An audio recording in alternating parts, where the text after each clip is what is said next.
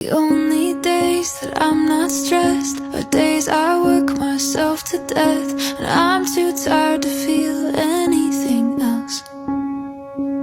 Even then I'm restless in my sleep, my worries bleed into my dreams, and I wake up and do it all again.